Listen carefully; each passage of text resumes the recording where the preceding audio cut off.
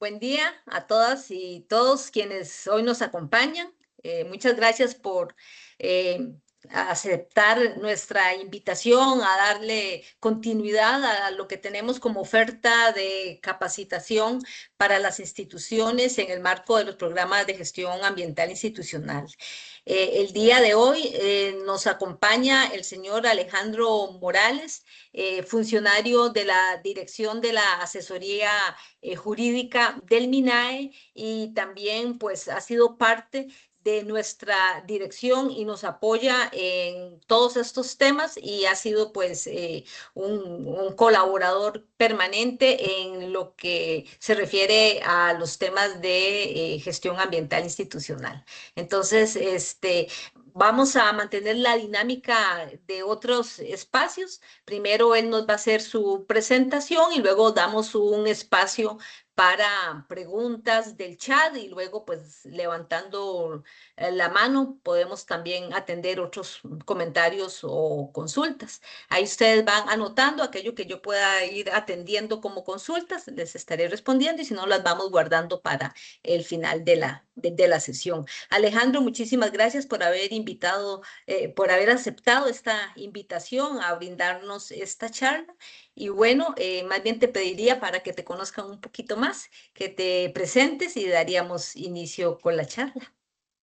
Sí, Rosario, muchas gracias. Un gusto estar aquí, un gusto estar aquí con ustedes también.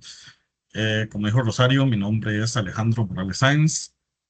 Yo he estado prácticamente toda la vida profesional dentro de la administración pública. He pasado por varios ministerios y ahorita estoy como asesor legal dentro de la Dirección de Asesoría Jurídica de MINAE. Antes de eso sí estaba como asesor legal dentro de IGECA, pero por razones de estructura organizativa, ahora estoy en asesoría legal del MINAE. Igual sigo acompañando a IGECA en todos estos procesos legales y precisamente por eso es que Rosario me pidió que los acompañara hoy para darles esta pequeña charla sobre los aspectos normativos que tienen que ver con estos programas de gestión ambiental institucional. Eh, Voy a comenzar a compartir la pantalla para ver si comenzamos con la presentación. Nada más me confirman si pueden que la Sí, pantalla se esté viendo. perfecto, Excelente. sí, se está viendo. Alejandro, disculpa, nada más te interrumpo un momentito solo para mencionarles a los participantes que en un momentito les estaré poniendo el enlace para la lista de asistencia. Adelante, Alejandro. Excelente. Voy a quitar la cámara nada más para que no me coma ancho de banda, porque estoy aquí en el ministerio y la conexión es medio turbia, pero aquí voy a estar presente. Bueno, como les decía, voy a tratar de darles como una charla que sea comprensiva, pero no para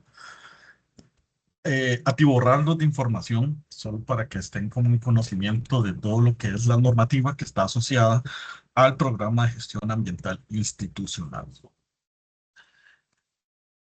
Primero tenemos que empezar por el inicio. Tenemos que definir qué son los programas de gestión ambiental institucional. Bueno, los PGI básicamente constituyen el principal instrumento de planificación y de gestión ambiental dentro del aparato estatal de nuestro país. Básicamente está regulado por el Decreto Ejecutivo número 36499, que es del 2011, y este fue a su vez reformado sustancialmente por el Decreto Ejecutivo número 43209, que es el del 2021. Básicamente, los PGI obligan a los ministerios, instituciones autónomas, empresas públicas y municipalidades a implementar sistemas de gestión ambiental que sean alineados con el ciclo de mejora continua bajo los principios de planificar, hacer, verificar y actuar. La rectoría técnica va a recaer sobre la DIGECA del MINAE y como un dato especial, tenemos que por lo menos a junio de este año, únicamente el 65.2% de las instituciones públicas han cumplido con la presentación del PGI. Esto lo que evidencia es un gran desafío estructural de implementación que sigue persistiendo a pesar de que este esfuerzo sobre los programas de gestión ambiental han sido continuos desde hace muchísimos años. Ok, comencemos un poco con este fundamento constitucional, la jerarquía normativa. Básicamente, el marco jurídico de los PGAI responden a la pirámide normativa establecida en el artículo número 6 de la Ley General de la Administración Pública, que va desde la Constitución Política hasta los decretos ejecutivos y directrices presidenciales. Es precisamente dentro de la Constitución Política, a partir de lo que establece el artículo 50, que consagra básicamente ese derecho inalienable que tienen todas las personas a un ambiente sano y ecológicamente equilibrado, imponiendo al Estado el deber de garantizarlo, de defenderlo y de preservarlo. Es a partir de este artículo 50 que se despliega todo un cuerpo legislativo de leyes habilitantes que fundamentan a los PGI en múltiples dimensiones sectoriales. Esta jerarquía normativa va desde la cúspide hasta los instrumentos de menor rango y comprende la Constitución Política, los tratados internacionales ratificados, las leyes de la Asamblea Legislativa, los decretos ejecutivos reglamentarios y finalmente las directrices presidenciales y las resoluciones ministeriales. Ahora vamos a hablar un poco sobre la legislación habilitante o bien las leyes que sustentan a los PGI. En primer lugar, tenemos a la Ley Orgánica de Ambiente. Esta ley lo que establece son los principios rectores de la conservación y el uso racional de los recursos naturales, imponiendo al Estado este deber de prevenir la contaminación desde su fuente. Precisamente si vemos la Ley Orgánica del Ambiente, en el artículo 17, es especialmente relevante para los PGI, porque va a regular lo que es la evaluación de impacto ambiental y señala que las actividades humanas que alteren o destruyan elementos del ambiente o bien que generen residuos, materiales tóxicos o peligrosos requieren una evaluación ambiental previa de la Secretaría Técnica Nacional Ambiental, bueno, conocida mejor como la SETENA. Las instituciones públicas que ejecuten obras o proyectos tienen que incorporar dentro de su PGI el estado de cumplimiento respecto a las viabilidades ambientales que son otorgadas por SETENA y la existencia de un responsable ambiental debidamente nombrado, una bitácora ambiental vigente y los informes periódicos de seguimiento ante la CETENA. Después tenemos la Ley para la Gestión Integral de Residuos, que es la Ley 8839, que básicamente va a constituir el punto de inflexión normativo más relevante en la historia del PGI. Dentro de esta ley, en el artículo 28, se exige expresamente que todas las instituciones de la administración pública, empresas públicas y municipalidades implementen sistemas de gestión ambiental para poder prevenir, minimizar y gestionar adecuadamente la generación de residuos. El reglamento de esta ley, que es el decreto número 37567, dispone precisamente en el artículo 27 que las instituciones públicas tienen que elaborar e implementar su PGI para poder cumplir con ese mandato legal. Y en el artículo 28 de este mismo reglamento se dice que se tiene que contar con un gestor ambiental institucional y consolidar en la estructura organizacional todas las funciones de la Comisión Ambiental Institucional. Dentro del artículo 16 del decreto 36499 se incluye una disposición muy importante en materia operativa. Básicamente, lo que nos dice es que las instituciones que cuenten con PGI aprobados en los que se hayan incluido la gestión de residuos sólidos van a quedar exentas de presentar los programas de residuos por parte de los generadores que exige el artículo 14 de esta ley 8839. Esta exención resulta como un incentivo jurídico directo para la implementación del PGI como un instrumento integrador. Luego tenemos la Ley de Regulación del Uso Racional de la Energía, que es la Ley 7447, que obliga al sector público a ejecutar programas permanentes y progresivos de eficiencia energética en todas sus edificaciones e instalaciones. Estos mandatos se incorporan dentro del eje de eficiencia energética del PGI, donde las instituciones tienen que inventariar sus cargas instaladas, tienen que registrar mensualmente el consumo de kilovatios por hora, incrementar el porcentaje de iluminación LED y también tienen que establecer políticas de apagado y de climatización. Y para cerrar un poco con este segmento de legislación habilitante, vamos a hablar también sobre la Ley General de Contratación Pública. Esta ley es la más reciente y la más reciente adición al bloque normativo que sustenta los PGI. ¿Por qué? Porque dentro del artículo 8 se consagra el principio de sostenibilidad social y ambiental como rector de toda la actividad contractual con fondos públicos. También en el artículo 20 se define a la compra pública estratégica y ordena que toda contratación pública sea un instrumento del Estado para poder concretar políticas de progreso económico inclusivo, también del desarrollo social equitativo y la protección ambiental. Adicionalmente, es fortalecido por el artículo 21 que faculta y obliga a las administraciones contratantes a incorporar dentro de los pliegos de condiciones todo lo que son criterios sociales, económicos, ambientales y de innovación en una ponderación de hasta un 25% del puntaje total de la evaluación. Además de estos instrumentos legislativos, tenemos lo que es la Convención Marco de Naciones Unidas sobre el Cambio Climático y el Protocolo de Kioto, que estas fueron ratificadas por la Ley 7414 y la Ley número 8219. Básicamente, la incorporación de estos instrumentos internacionales al derecho interno de nuestro país trata de orientar los esfuerzos institucionales hasta una estabilización, contabilización y reducción sistemática de los gases de efecto invernadero.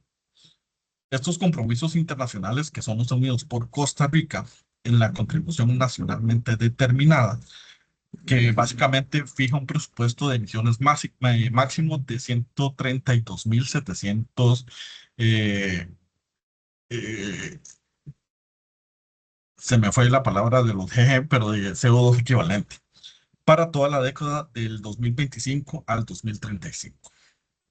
Eso lo que hace es imponer al PGI un rol estratégico en la contabilización de las emisiones al sector.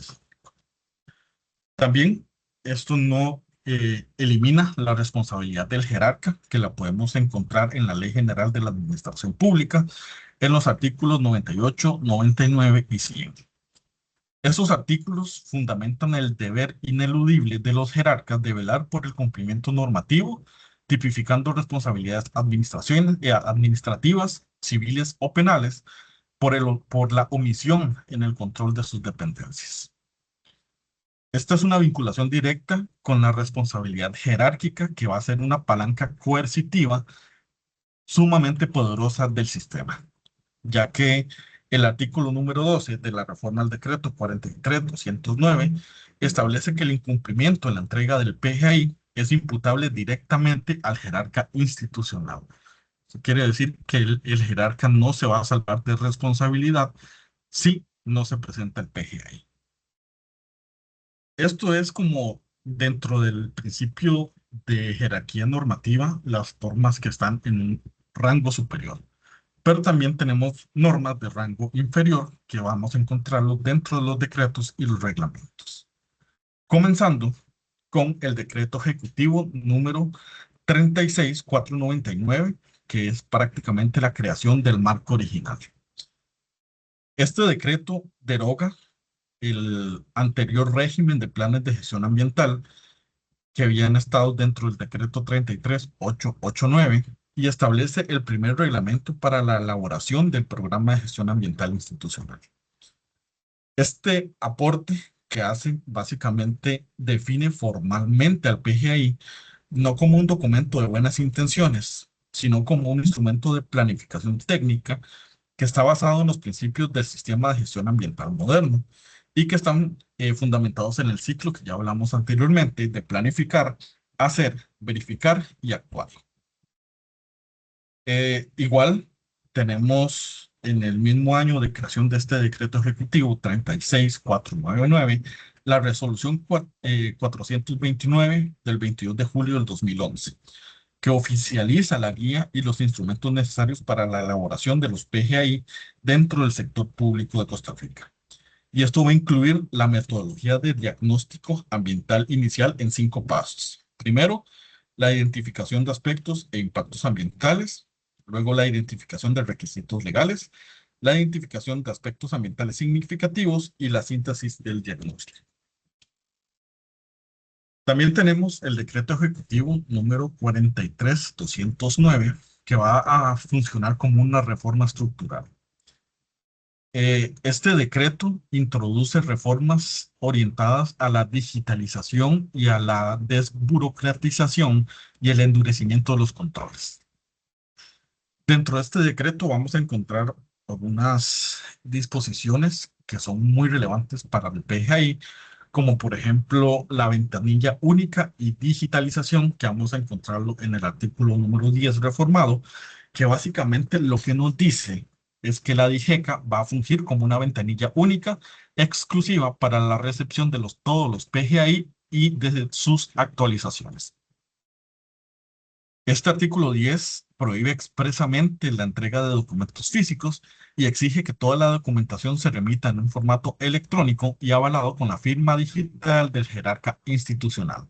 Así lo que garantizamos es básicamente la trazabilidad jurídica y la inalterabilidad de los compromisos adquiridos.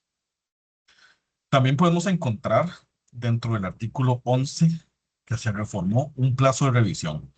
Básicamente lo que nos dice es que la comisión técnica va a tener 40 días naturales para poder emitir sus observaciones formales o bien notas de retroalimentación sobre los documentos que se presentan por parte de las instituciones. Luego nos habla un poco también sobre la actualización quinquenal. Esto lo vamos a encontrar en el artículo 17 reformado. Las actualizaciones que son enviadas por las instituciones al cumplirse el 5.º año de vigencia ya no van a requerir un aval formal previo un aval formal previo de la comisión técnica para poder iniciar su ejecución. Lo que trata de hacer básicamente es eliminar cuellos de botella burocráticos que lo que hacen es paralizar la implementación. Además de eso, dentro del artículo 14 que se reforma, nos dice que las instituciones que no presentan el PGI dentro de los plazos establecidos van a incurrir en un incumplimiento directo de la legislación ambiental vigente.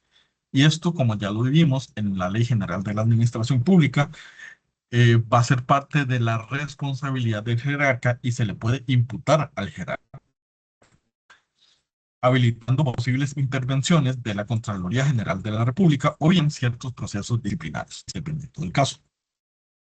Finalmente, tenemos el artículo 19, que nos habla sobre el reconocimiento de la excelencia ambiental, que oficializa el galardón anual llamado reconocimiento de excelencia ambiental, que distingue a las instituciones que alcanzan una franja verde plus. Eso es parte del semáforo que lo vamos a ver más adelante. Pero básicamente la franja verde plus nos dice que toda calificación que sea igual o superior al 92.5% va a tener un reconocimiento de excelencia ambiental.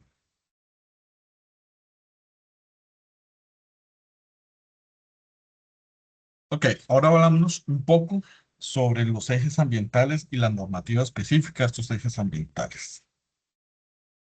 En primer lugar, ya hablamos un poco, pero lo vamos a retomar, lo que tiene que ver con la evaluación de impacto ambiental. Sobre este punto, y es importante que lo tengan muy en claro, y se van a dar cuenta a medida que vamos avanzando con la presentación, hay muchísima normativa que está asociada a los PGI. Eso quiere decir que es sumamente importante estar al día con las reformas y con las actualizaciones que sufren estas reformas. La Procuraduría General de la República tiene una página que es el SINALEVI, que ahí está publicada toda la normativa que está vigente. Entonces es importante verificar que la normativa que nosotros estamos siguiendo sea la que está vigente al día de hoy. y que no esté derogada, porque hay muchísima normativa que está asociada al PGI que ha sido reformada o actualizada o bien derogada. Entonces hay que estar muy claros de cuál es la normativa que nosotros estamos utilizando. Ahora bien, con respecto a la evaluación de impacto ambiental, la normativa vigente es el decreto ejecutivo número 43898, que es el reglamento de evaluación, control y seguimiento ambiental. Este derogó expresamente el anterior decreto que hablaba sobre estas evaluaciones de impacto ambiental, que era el decreto ejecutivo número 31849, que era del 2004. Este reglamento vigente lo que hace es regular el proceso completo de la evaluación de impacto ambiental, bajo un esquema digitalizado y orientado a la significancia del impacto ambiental, que va a determinar el instrumento de evaluación aplicable según el tipo y magnitud del proyecto. Tenemos que la declaración jurada de compromisos ambientales va a ser utilizada para proyectos de impacto bajo o moderado y va a ser un trámite muchísimo más ágil. Luego tenemos el pronóstico y el plan de gestión ambiental, que es utilizado para proyectos de impacto moderado con medidas de mitigación formalizadas. Luego tenemos los estudios de impacto ambiental completos, que son utilizados en proyectos de alto impacto y que requieren especialistas acreditados y procesos de consulta pública. Luego tenemos el de torres, que es un instrumento especializado para la infraestructura de telecomunicaciones. El D1C, que es utilizado para proyectos de construcción en categorías específicas. El D4 forestal, que es para actividades forestales y cambio de uso de suelo en zonas boscosas. Y tenemos finalmente el cuadrante urbano, que es para proyectos dentro de cuadrantes urbanos consolidados con un trámite simplificado. También dentro de eh, dentro de esta normativa de evaluación de impacto ambiental, vamos a introducir la figura de la viabilidad ambiental potencial, que lo que permite es iniciar gestiones ante otras entidades mientras se completa el proceso. También vamos a encontrar la bitácora digital ambiental para el seguimiento en campo. Básicamente, dentro del PGI, cada institución tiene que verificar si cuenta con la viabilidad ambiental que es otorgada por SETENA, también un responsable ambiental debidamente inscrito en el registro de SETENA, una bitácora digital ambiental vigente y también los informes de responsabilidad ambientales al día. En cuanto a los manuales de la evaluación de impacto ambiental que complementan este eje, tenemos que tener presente precisamente lo que les había dicho sobre las derogaciones, las actualizaciones y las reformas. ¿Por qué? Porque los manuales, el manual de evaluación de impacto ambiental, parte 2 y parte 4, así como la parte 3, han sido completamente reformados. Antes estaban en el decreto ejecutivo número 32712, esa era la parte 2 del manual, y ahora es el decreto ejecutivo número 44367, que fue modificado en el 2003. El manual de evaluación de impacto ambiental, parte número 4, estaba en el decreto ejecutivo número 32966 y ese fue derogado por el 44367, también del 2023. Y finalmente, el decreto ejecutivo número 32967, que era la parte 3 del manual de evaluación de impacto ambiental, fue derogada por el 44710 del 2024. Eh, Precisamente me voy a enfocar un poco en este decreto ejecutivo número 44710, que es el reglamento para la incorporación de la variable ambiental en los planes de ordenamiento territorial, que fue publicado el 18 de octubre del 2024. Esto es sumamente relevante para todo lo que tiene que ver con municipalidades que quieren presentar o que tienen que presentar el PGI, porque moderniza toda la metodología para la evaluación ambiental de planes reguladores cantonales y costeros, incluyendo la figura del índice de fragilidad ambiental, también la cartografía georreferenciada según las normas del IGN y la participación ciudadana. Con respecto a los manuales de las evaluaciones de impacto ambiental, parte 1 y parte 5, siguen vigentes los decretos ejecutivos originales, que era el 32079 y el 33959. Pero como les digo, siempre es importante estar verificando que sean los vigentes, porque en cualquier momento podrían cambiar. Luego tenemos la gestión de aguas residuales, que dentro del eje de gestión hídrica y de aguas residuales en el PGI va a ser regulado principalmente por 4 decretos ejecutivos. Estos son el 33601, que es el reglamento de vertido y reuso de aguas residuales, que básicamente lo que pide es reportes operacionales semestrales, o también trimestrales, dependiendo de los caudales. Esto va a ser ante el Ministerio de Salud. Luego tenemos el número 39887, que va a ser el reglamento de aprobación del sistema de tratamiento de aguas residuales, que cuenta con sistemas debidamente aprobados por el Ministerio de Salud y el mantenimiento según los manuales. Luego tenemos el 39316, que es el reglamento para el manejo y disposición final de lodos y biosólidos, que nos habla un poco del tratamiento de lodos, la bitácora al día, la frecuencia de los reportes y el análisis. Y finalmente tenemos el 42128, que es el reglamento del canon ambiental por vertidos, que es el permiso de vertidos emitido por el MINAE, y también habla sobre la exoneración si la descarga si la descarga se da a un alcantarillado sanitario o a un tanque séptico con drenaje. También cabe mencionar el decreto número 32868, que va a regular el canon por aprovechamiento de aguas. Básicamente lo que nos dice es que las instituciones que cuenten con pozos o con tomas en cuerpos de agua tienen que acreditar la concesión vigente y el pago trimestral del canon ante la Dirección de Aguas. Además, el decreto 38924 va a regular la calidad del agua potable e impone ciertas obligaciones adicionales a aquellas instituciones que cuenten con un autoabastecimiento de aguas, ya sea por pozos o por nacientes. Siguiendo con estos ejes, ahora vamos a hablar un poco sobre la gestión integral de residuos sólidos. Este eje va a concentrar la mayor densidad de normativa dentro del PGI. Básicamente, los residuos se clasifican en ordinarios, de manejo especial y peligrosos, y cada categoría va a tener una reglamentación propia. Cuando hablamos sobre residuos ordinarios, vamos a estar hablando sobre el decreto número 36093, que es el reglamento sobre el manejo de residuos sólidos ordinarios, que va a obligar a los usuarios, y dentro de estos usuarios vamos a incluir a las instituciones públicas, a separar y clasificar los residuos conforme a los reglamentos municipales, a almacenarlos sanitariamente y no mezclarlo con residuos peligrosos. También se prohíbe la quema de cualquier tipo de residuo y la disposición en cuerpos de agua, caños, alcantarillas o bien por vías públicas.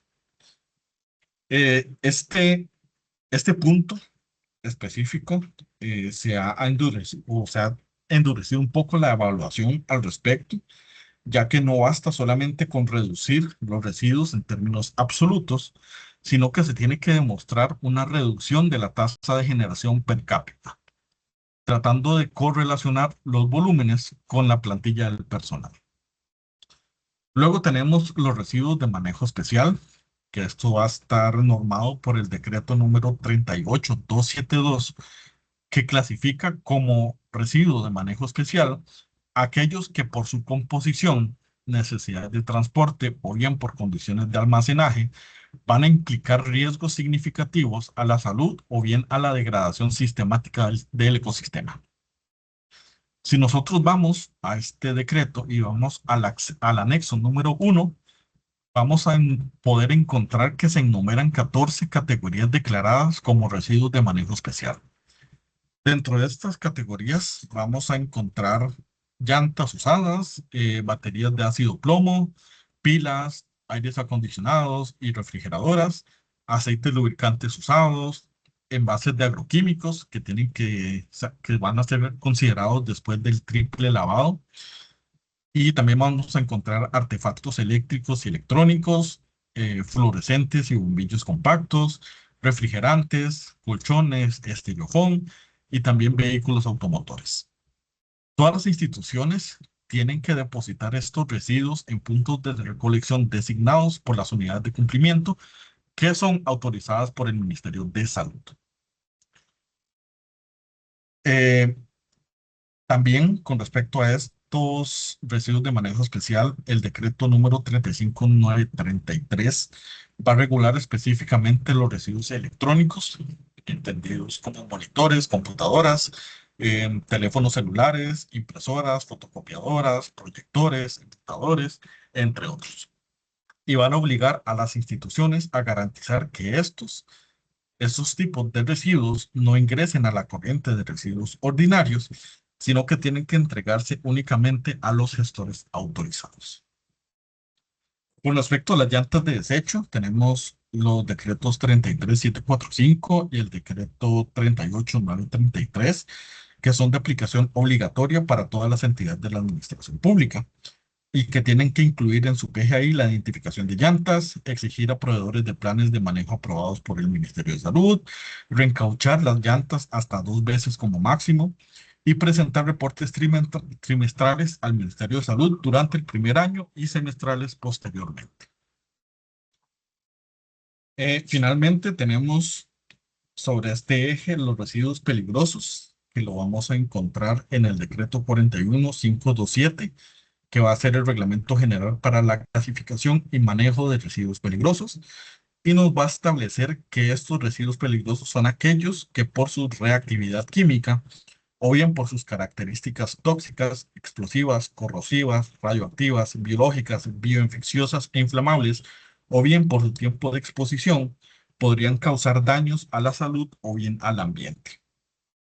Este reglamento se va a articular con la serie de decretos 27.000, que son el 27.000, que son las características y el listado de desechos peligrosos industriales, el 27.001, que es de manejo de desechos peligrosos industriales, y el 27.002, que es la prueba de extracción para determinar la toxicidad.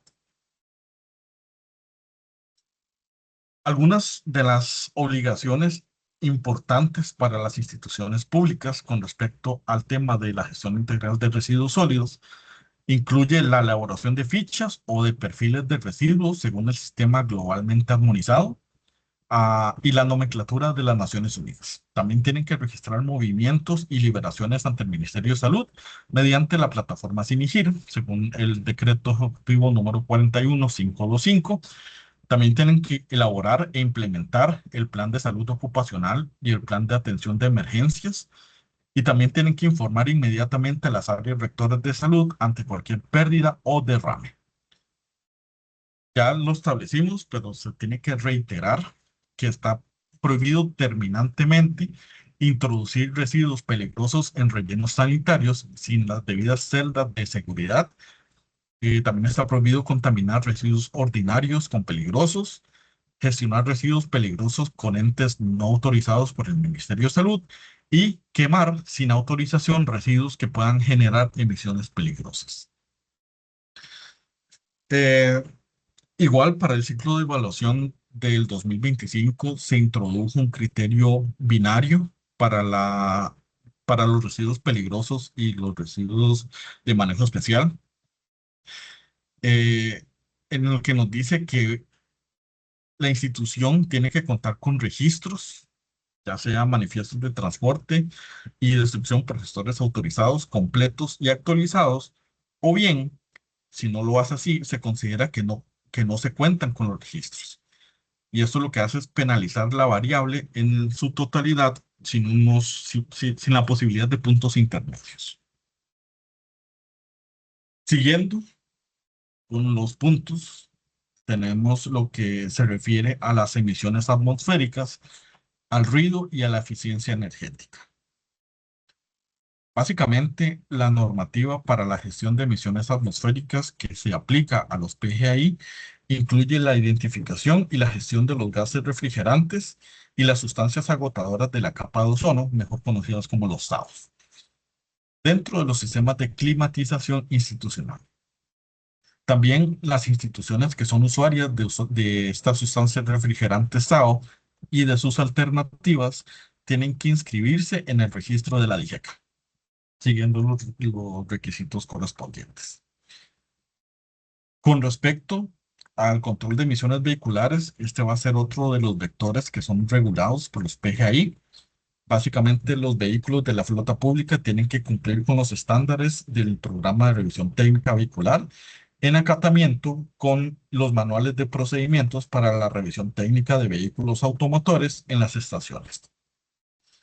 Estos manuales están en constante reforma, se han hecho varios manuales, entonces hay que estar muy claros dentro de Sinalevi cuál es el manual que se encuentra vigente al año en el que se vaya a hacer. Luego, con respecto a la contaminación por ruido, el régimen aplicable es el decreto ejecutivo número 44486, que es el reglamento para el control de ruido ambiental, que derogó expresamente el anterior que estaba, que era el 39428. Ese a su vez había derogado otro, que era el 28718. Entonces hay una gran cadena de derogaciones, pero por lo menos al día de hoy, el vigente es este 44486. Este reglamento lo que dice es que se obliga a todas las personas físicas y jurídicas públicas y privadas que generen ruido superior a los límites máximos permisibles bajo la autoridad competente del Ministerio de Salud a través de sus áreas rectoras. Para las instituciones públicas, este punto es sumamente importante y relevante, lo que son las categorías de zonas de tranquilidad. Ahí estamos hablando de hospitales, estamos hablando de centros educativos y estamos hablando de tribunales de justicia.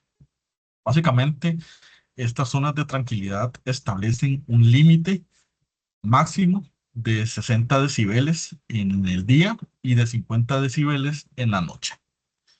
Ante cualquier incumplimiento, el Ministerio de Salud tiene que emitir una orden sanitaria y la institución tiene que presentar acciones correctivas o bien un plan de confinamiento de ruido en un plazo máximo de 20 días hábiles. Adicional a esto, el eje de cambio climático exige la elaboración de inventarios institucionales de gases de efecto invernadero que puedan abarcar emisiones directas, ya sea de alcance 1, que sería la quema de combustibles en calderas y vehículos propios, también aquellas emisiones indirectas por energía, como las del alcance 2, que es la electricidad adquirida de la red, o bien otras emisiones indirectas, como la gestión de residuos o los viajes de negocios. Todo esto en alineación con las metodologías internacionales como el GHG Protocol y las normas ISO 14064. Con respecto a los planes de eficiencia energética, la Ley 7447 y los reglamentos obligan a las instituciones a registrar el consumo mensual de kilowatts por hora, a diagnosticar las cajas instaladas, a incrementar el porcentaje de iluminación LED y a establecer políticas de apagado y climatización eficiente. Todos estos ejes se complementan con las direcciones, perdón, con las directrices de compra de equipos de mínima eficiencia energética para los sistemas de climatización, los de refrigeración e iluminación que se adquieran mediante los protocolos de contratación pública que ya hablamos dentro de la Ley General de Contratación Pública, la Ley General de Compra Pública. Ahora vamos a hablar un poco sobre lo que es la arquitectura institucional. Aquí vamos a hablar sobre DIGECA, vamos a hablar sobre la Comisión Técnica y sobre la Comisión Ambiental Institucional. En primer lugar, tenemos a la DIGECA. Básicamente, el MINAE, a través de DIGECA, va a ejercer este liderazgo técnico, metodológico y operativo del PGI.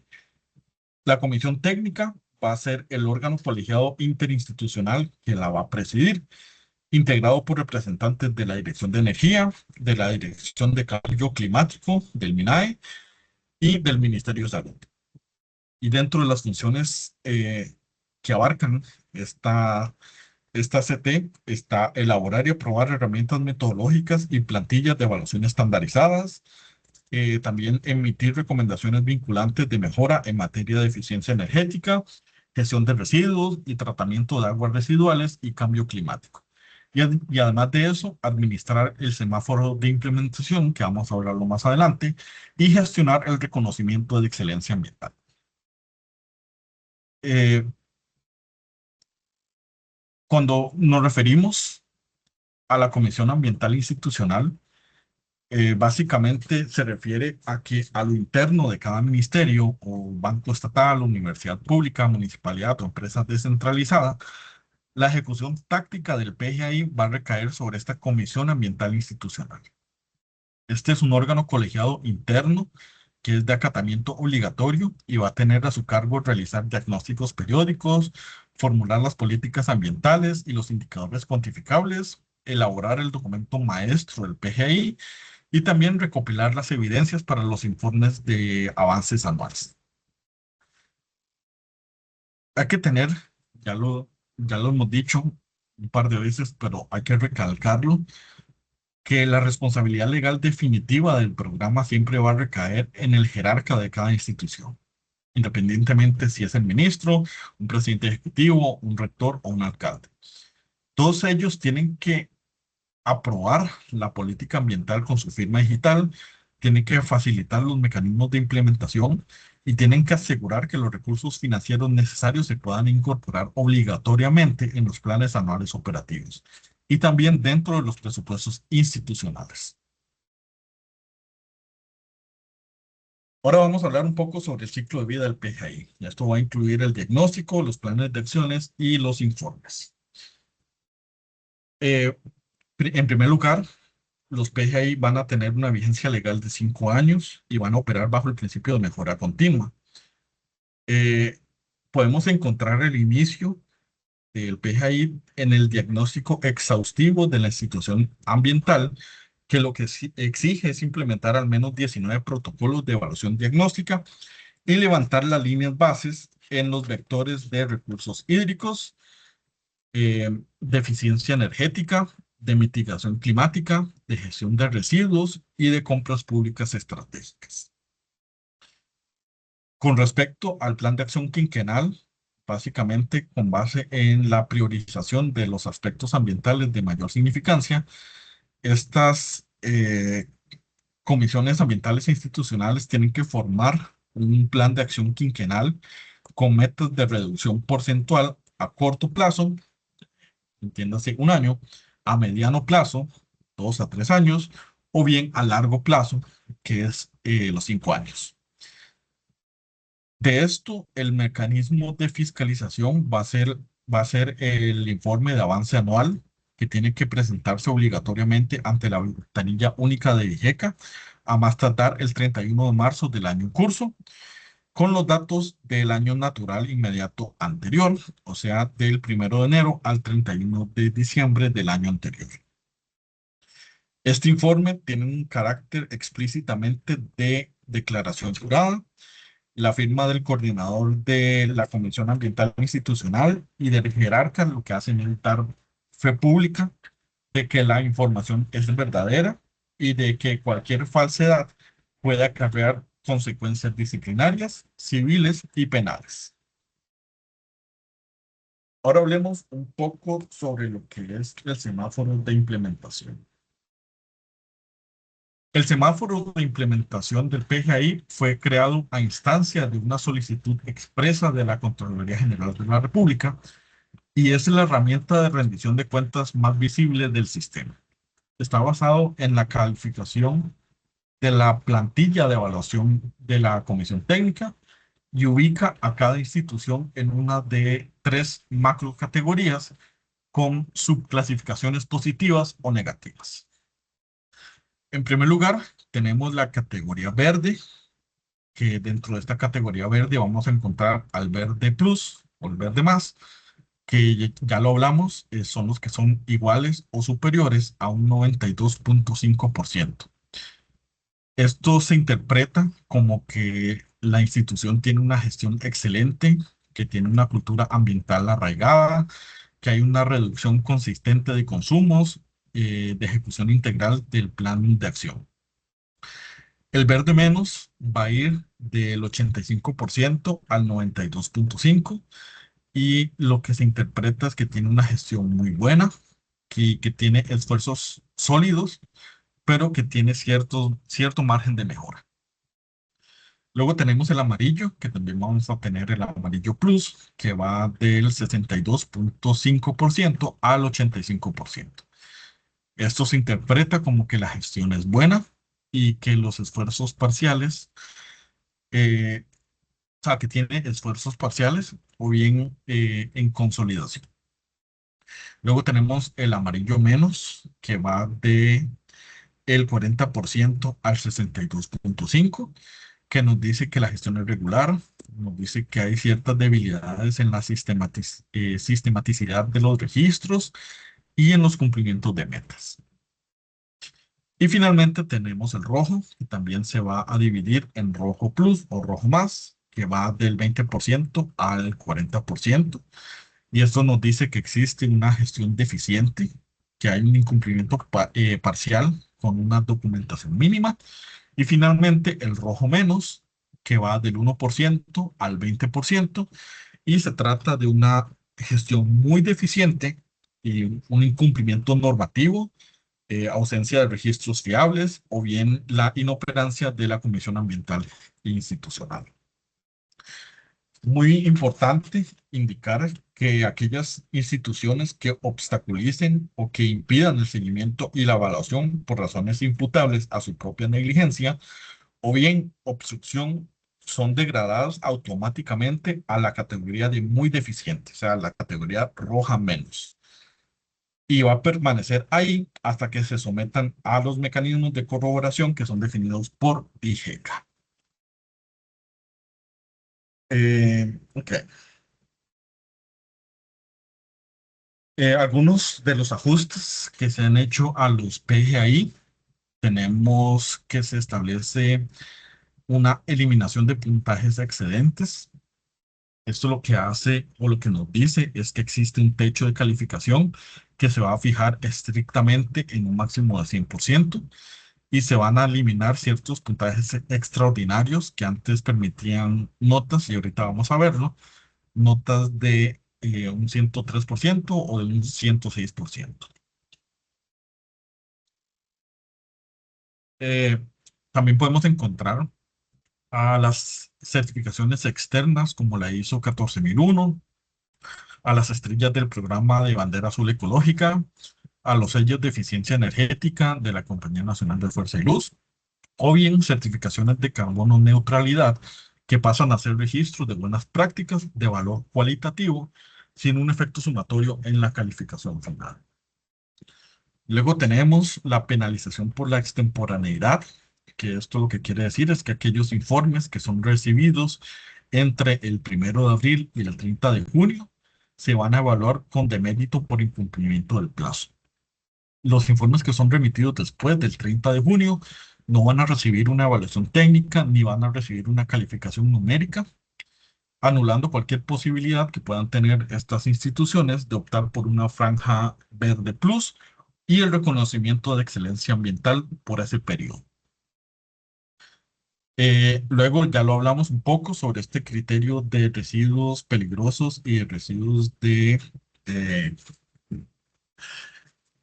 eh, los residuos, perdón, los residuos de manejo especial, perdón, que básicamente nos dice que las instituciones cuentan con registros completos o bien no los tienen y que no van a haber puntos intermedios. Eso lo que trata de corregir es esta práctica que se había estado dando de un reporte parcial de estos desechos. Y finalmente existe una nueva tasa per cápita de residuos, que lo que nos trata de decir es que la meta ya no es únicamente una reducción absoluta del volumen, sino una reducción de la tasa de generación de residuos no valorizables por el empleado, y está correlacionado con las variaciones de planilla y la afluencia del público. Ahora vamos a hablar un poco sobre las compras públicas estratégicas dentro del PGI. Ya lo habíamos mencionado anteriormente. Básicamente, la ley 9986 convirtió a las compras públicas sostenibles, como se llamaban así anteriormente, en compras públicas estratégicas. Pasa de ser una política de fomento opcional a una obligación legal transversal para todos aquellos procesos de adquisición pública. Nuestro Estado va a destinar anualmente una fracción significativa del PIB en adquisiciones y la integración de la variable ambiental transfiere eficazmente la presión de la ecoeficiencia al sector privado proveedor. De hecho, que se publicó en el año pasado la Guía de Compras Públicas Estratégicas en el marco del PGI, que es un instrumento técnico que se utiliza para fortalecer la integración de criterios ambientales, sociales y de eficiencia económica en todos estos procesos de contratación que se sustentan por el principio de valor por el dinero que establece esta Ley General de Contratación de Compra Pública. Luego tenemos ciertas directrices que son de aplicación obligatoria, como por ejemplo la directriz número 11, que es la directriz de eficiencia energética, que prohíbe la adquisición de equipos de baja eficiencia tecnológica y promueve como requisito mínimo de admisibilidad o ventaja puntuable la compra de sistemas LED, los equipos de climatización de mínimo consumo con gases de bajo potencial de calentamiento global y plataformas informáticas certificadas en eficiencia energética. La directriz 33, que es la transición a una movilidad sostenible, que lo que hace es instruir a los ministerios y a las instituciones autónomas a iniciar y sostener la transición de la totalidad de su flota vehicular hacia tecnologías de cero emisiones. Y aquí principalmente vamos a encontrar lo que son vehículos eléctricos y nos dice que solo en ciertos casos técnicamente justificados, donde no exista una opción eléctrica viable, se permiten adquirir tecnologías de baja emisión fósil. Luego tenemos la directriz 14. La directriz 14 nos habla sobre los plásticos de un solo uso, que básicamente prohíbe a todas las proveedorías estatales a la adquisición de insumos, servicios de catering o bienes que contengan plásticos de un solo uso sin una justificación técnica o sanitaria irrefutable. Y va a obligar al uso de alternativas de fuentes renovables, biodegradables o bien compostables. Y además de eso, tenemos la directriz 50, que es la directriz de construcción sostenible, que le dice a los jerarcas que deben implementar el estándar nacional de requisitos para edificaciones sostenibles en el trópico, en el diseño y ejecución de nuevas edificaciones, remodelaciones y selección de edificios para el arrendamiento. Y esto va a incluir criterios de bioclimatismo, la maximización de luz natural, la cosecha de agua de lluvias y bien el uso de materiales de bajo impacto ambiental. Toda esta gestión claramente tiene que centralizarse en la plataforma del SICOP, del Ministerio de Hacienda, donde los analistas de proveeduría tienen que incorporar los criterios sostenibles en los formularios digitales y así podemos garantizar el principio de transparencia y el principio de trazabilidad. Además de eso, es importante mencionar que para simplificar la evaluación de pliegos de condiciones, la DIGECA, la Dirección de Cambio Climático y el Ministerio de Hacienda promueven el etiquetado ambiental tipo 1, que está basado en auditoría independiente y análisis de ciclo de vida integral del producto. Esto a diferencia del etiquetado tipo 2, que es un etiquetado autodeclarativo y que es susceptible o más susceptible a lo que se conoce como el greenwashing. Si nos enfocamos en el tipo 1, nos vamos a garantizar que la verificación se dé por una tercera entidad acreditada, eximiendo a los funcionarios de proveeduría de actuar como peritos ambientales en cada proceso de compra. Ahora les quiero mostrar un poco sobre el estado del cumplimiento de los PGI. Estos datos son sacados de los informes anuales del PGI que se dieron entre el 2024 y el 2025, que fueron publicados en diciembre del año pasado. Básicamente, lo que nos dicen estos datos es que, según la categoría institucional establecida por Mideplan, hemos tenido 17 o una totalidad de 17 ministerios, y de estos 17 ministerios, 12 cuentan con un PGI para un porcentaje de cumplimiento del 70.6%. Dentro del sector público descentralizado vamos a encontrar un total de 112 instituciones, de las cuales solamente 62 van a contar con PGI, lo que establece un porcentaje de cumplimiento del 55.3%. Dentro del sector público descentralizado territorial vamos a tener 90 instituciones, de las cuales 48 cuentan con PGI para un total de 53.3%. Y finalmente tenemos, en la categoría de otros, como poderes del Estado y órganos electorales, que existen 6 instituciones, y de estas 6, 5 cuentan con un PGI para un porcentaje de cumplimiento de un 83.3%. Básicamente todo esto lo que nos dice es que de 225 instituciones del Estado, solo 127 cuentan con un PGI para un total de 56.4% del porcentaje de cumplimiento. Eh, ok. Con respecto a los indicadores de consumo que fueron reportados durante el año 2024, eh, los principales indicadores de consumo consolidados de las instituciones que presentaron datos, tenemos que con respecto a el consumo promedio de agua, va a ser de 262 metros cúbicos por empleado por mes. Además de eso, en lo que respecta a energía eléctrica, tenemos un promedio de 177.45 kilowatts por empleado por mes para el total de instituciones, que esto da, de estos datos podemos sacar que el sector público descentralizado institucional presenta el mayor consumo per cápita de 324.49 kilowatts por empleado por mes. Con respecto a combustibles, tenemos un consumo total promedio de 20.17 litros por empleado por mes. Eh, También podemos encontrar que el sector descentralizado territorial, 0.88 litros por empleado por mes, debido a la naturaleza de sus actividades. Y finalmente, tenemos que los residuos separados, vamos a encontrar que se promedia un 4.39 kilos por persona por mes. Eh, y podemos encontrar que el sector territorial también tiene un poco más, con 19.61 kilos por persona por mes.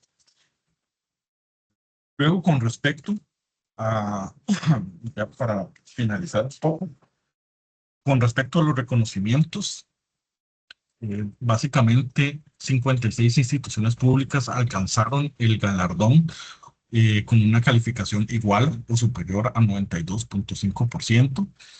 Eh, las dos instituciones con nota máxima fueron el Área de Conservación Central del SINAC y la Contraloría General de la República, pero además de eso podemos encontrar, al Poder Judicial, podemos encontrar a Recope, podemos encontrar al ICE, al TEC, a la UCR, al Ministerio de Hacienda, a la Universidad Nacional y a la Asamblea Legislativa. Adicionalmente a esto, 85 instituciones obtuvieron entre el 85 y el 92.4 para una gestión muy buena. Para finalizar, hay ciertos desafíos estructurales en la implementación del PGI. Por ejemplo, la rotación del personal y la fragilidad institucional, que es uno de los obstáculos más grandes para la sostenibilidad del PGI. Es esta rotación del personal técnico de las comisiones ambientales institucionales, básicamente cuando el coordinador principal o los funcionarios son reasignados o son cesados, se produce una fuga crítica de memoria institucional porque la pericia para operar las matrices de evaluación se pierde y para interpretar las normas con respecto a las compras públicas sostenibles o a ejecutar conversiones técnicas de los gases de efecto invernadero y para comprender todo lo que está relacionado con el SICOP se va a diluir instantáneamente cuando la persona se va.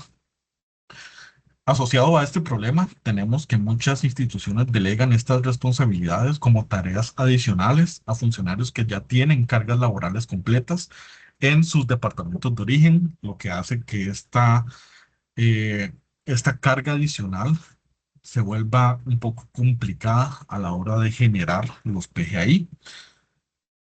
También existe un problema muy complejo que es la brecha entre municipalidades de alta capacidad que alcanzan sostenidamente la excelencia ambiental y los gobiernos locales periféricos con limitaciones presupuestarias crónicas, con falta de plazas de gestores ambientales y con deficiencias técnicas para implementar los PGI.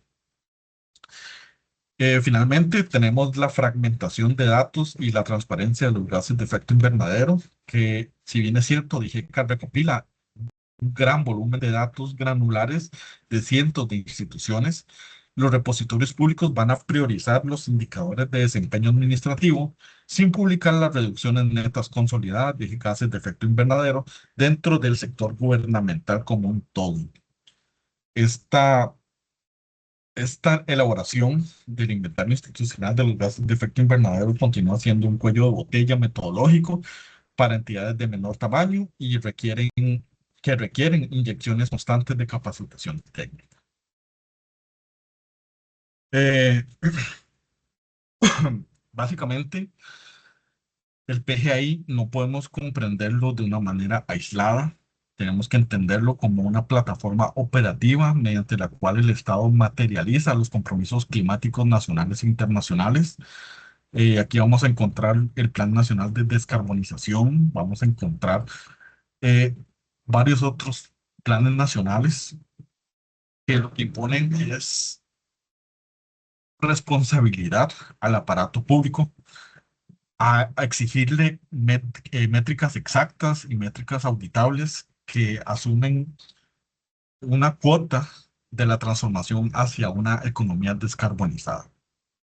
También las medidas de electrificación de flota vehicular del Estado, las instalaciones de paneles solares en edificios ministeriales, y la eliminación de plásticos de un solo uso en las cadenas de logística interinstitucional y también estos estándares de reset en la construcción pública son mecanismos a través de los cuales el sector público trata de predicar con el ejemplo hacia el camino hacia la carbono neutralidad. Y finalmente, aquí les dejo un cuadro de referencia normativa con todas las normas que hemos estado hablando. Está la Constitución Política, la Ley Orgánica del Ambiente, la Ley de Gestión Integral de Residuos, el reglamento del PGI, la reforma del reglamento del PGI, el reglamento de los, las evaluaciones de impacto ambiental, las variables ambientales de planes reguladores, la ley de contratación pública, los reglamentos de residuos peligrosos, el control de ruido ambiental, la directriz de movilidad sostenible y la directriz de construcción sostenible. Y con eso llegaría al final de esta charla y me duele un poco la garganta ya. Pero les agradezco muchísimo y le doy pase a Rosario. También muchísimas gracias, Alejandro. Les recordamos a los participantes que la grabación, la presentación como tal, que nos la va a compartir Alejandro, y la lista de asistencia, siempre un día después se les estará haciendo llegar para que cuente con ella. De hecho, alguien consultaba ahí sobre si hay una lista de toda esta normativa. Precisamente vieron la última lámina, contiene, digamos, todo ese resumen, así que, bueno, ahí van a poder ustedes revisar una parte de esta información. Solamente dos aspectos que quería ampliar con esta presentación. Antes de hacerle un par, tal vez son dos consultas, principalmente las que pude rescatar del chat específicas para Alejandro.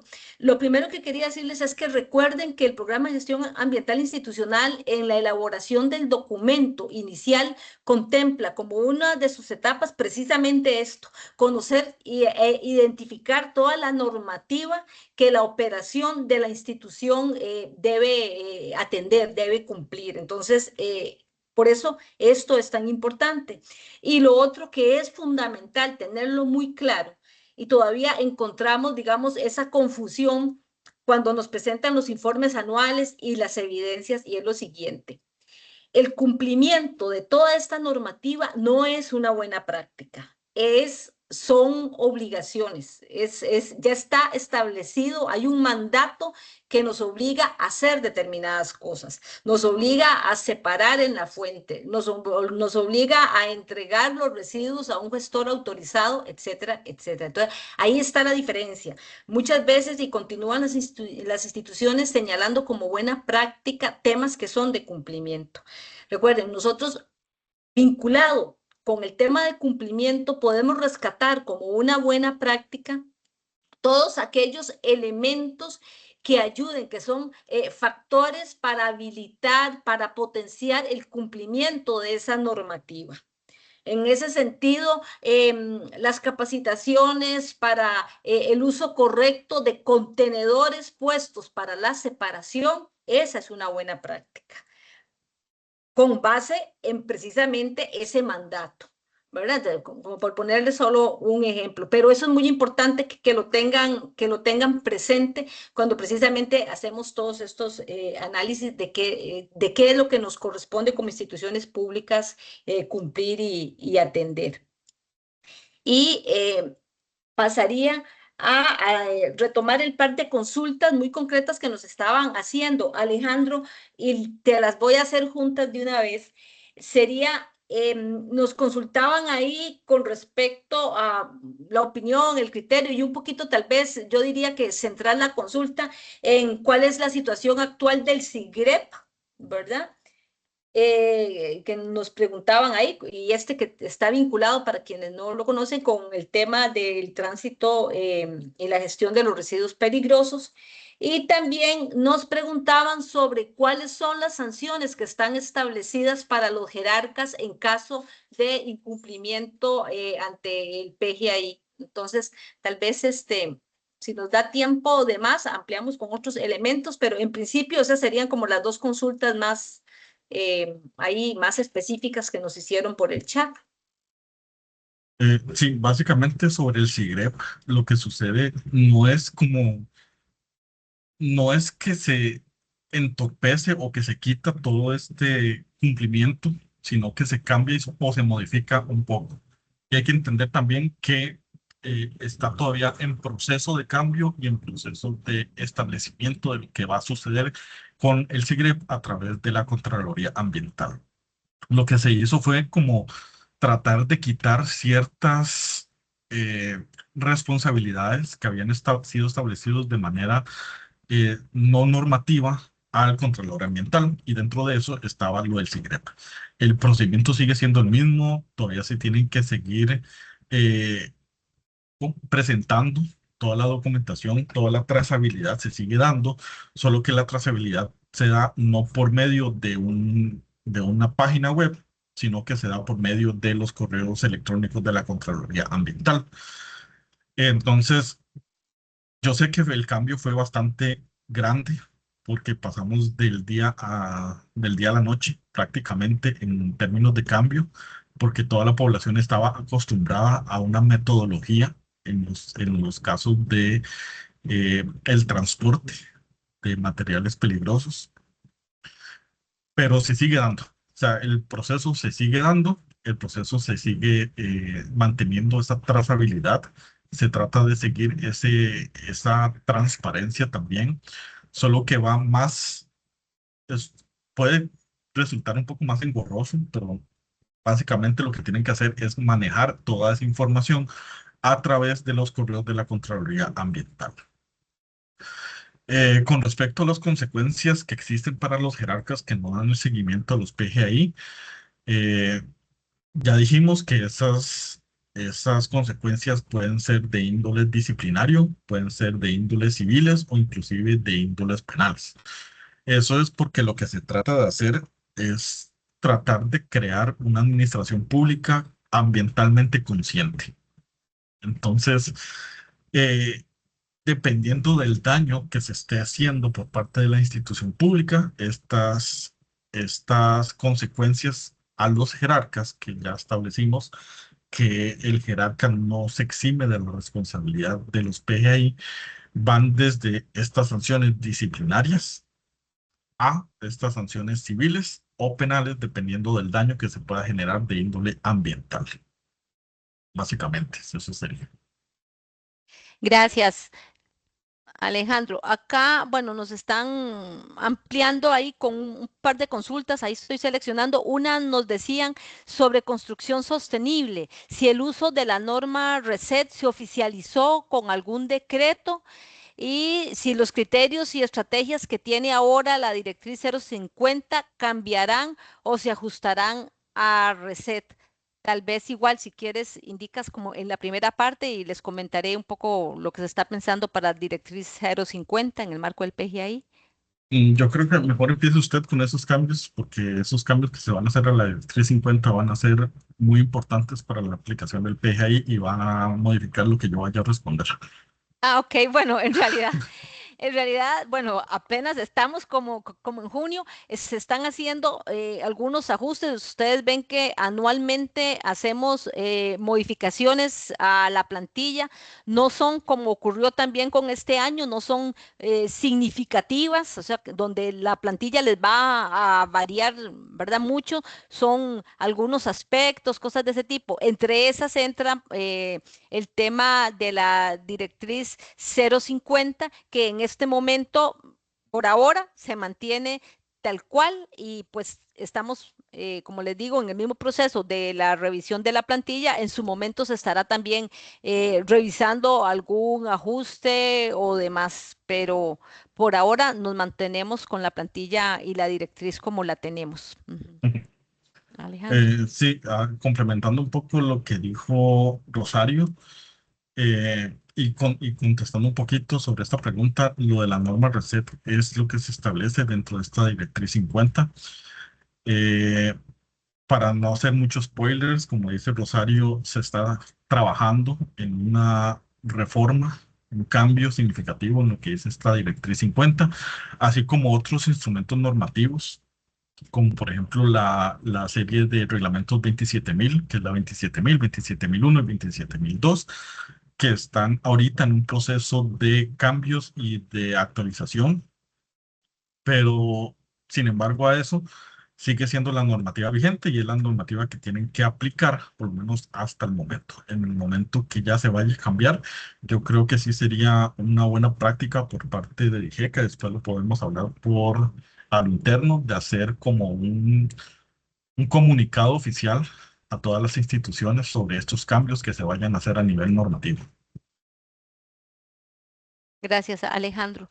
Y aquí querría retomar tal vez dos comentarios o consultas que nos estaban haciendo con respecto a estas charlas y las capacitaciones, que eso cómo o de qué manera se incluían en los informes anuales. Recuerden que también en el marco de cambios y ajustes que se han venido haciendo, lo que tiene que ver con charlas de capacitación, sea que se participen o que los promueva la institución, esa forma parte de las buenas prácticas. Esas son buenas prácticas buscando formación y sensibilización. Y en ese sentido también les recuerdo el documento de lineamientos de evidencias, la evidencia principal, única, de lo que tiene que ver con evidenciar charlas, ya sea participación en charlas o que se han realizado internamente, son las listas de asistencia.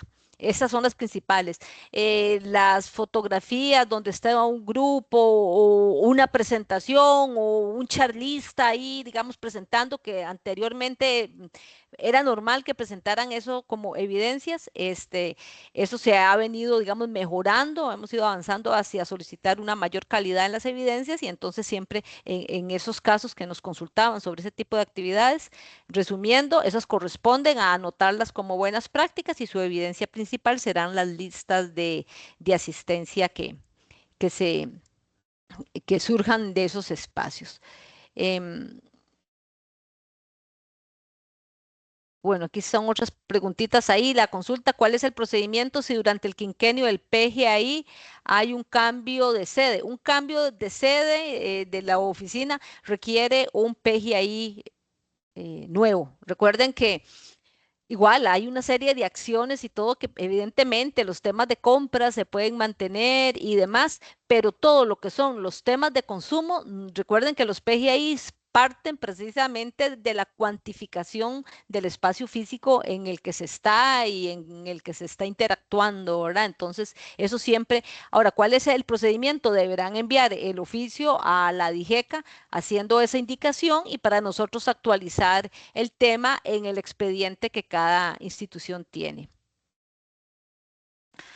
Por aquí alguien nos consulta, Alejandro, ¿qué artículo específico habla de esas sanciones administrativas disciplinarias y penales para poder informar a la comisión? Nos consultan.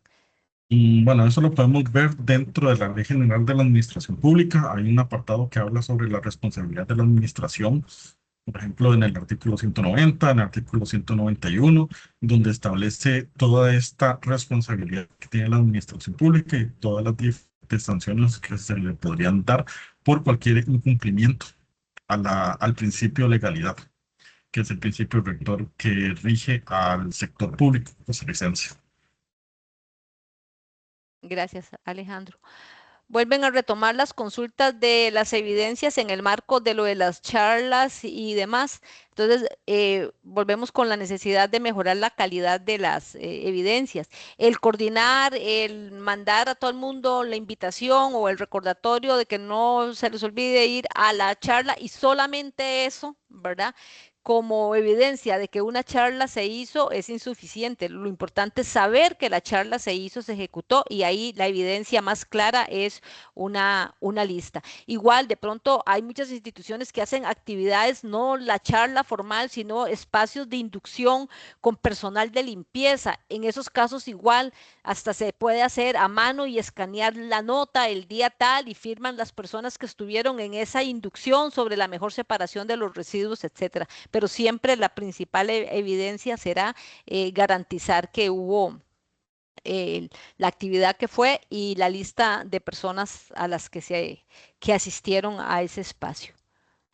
Y por último, por ahí estaba, alguien consultaba que cómo entraba el tema de una recopilación de baterías en em, supongo que cómo incorporarlo dentro del informe anual. Eso es una buena práctica.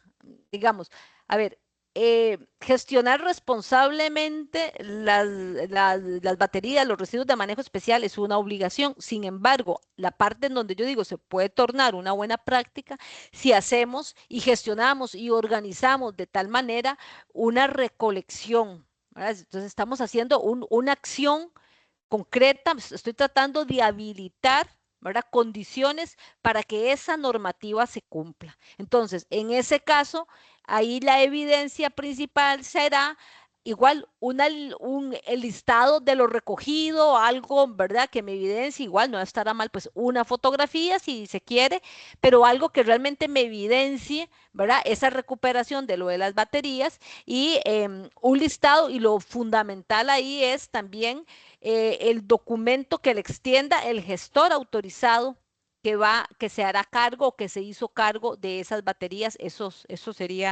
es fundamental. Y creo que ya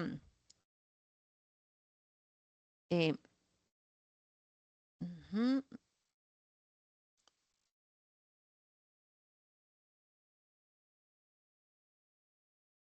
Perdón, y ya creo que lo último sería, alguien pregunta, si se envía la invitación a participar en una charla y ningún colaborador participa, no se cuenta como buena práctica y son parte de los esfuerzos y las organizaciones que se hacen, pero recuerda que la buena práctica son las cosas que finalmente se concretan, ¿verdad? Es decir, eso no me dice nada, ¿verdad? Realmente. Igual, más bien, si no me está llegando nadie a las charlas o a las cosas que estamos convocando, pues bueno, eso son medidas a lo interno que deben considerar las comisiones, ¿verdad? Pero una invitación abierta, ¿verdad? Es decir, no es una evidencia suficiente. Ok, bueno, creo que ya estaríamos sobre el tiempo, no ubico otras consultas. Alejandro, muchísimas gracias una vez más por ahí en varios de los comentarios, agradecen tu presentación muy clara, muy concisa y bueno, esperamos estarla compartiendo. Posiblemente ya mañana y también tendremos la grabación, la lista de asistencia y la charla que nos comparta Alejandro. Muchísimas gracias por el espacio y muchísimas gracias a todas las personas que se conectaron. Yo sé que hablar de normativa es un poco complejo porque sobre todo en la normativa ambiental son demasiadas leyes, demasiados reglamentos, demasiados decretos y es un poco complicado como seguir en la pista absolutamente todo. Entonces, por lo menos ahí les queda eh, una pincelada, por lo menos, para que puedan ir poniéndose al día con respecto a la normativa que tiene que ver con el...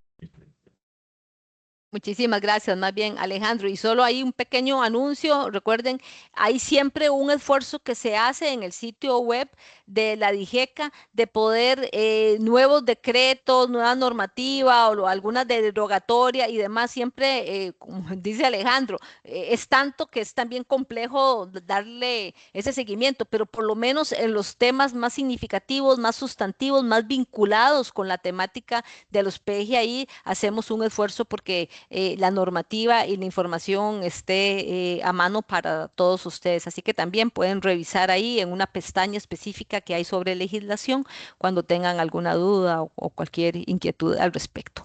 Bueno, muchísimas gracias y que tengan todas y todos un buen día. Gracias, hasta luego.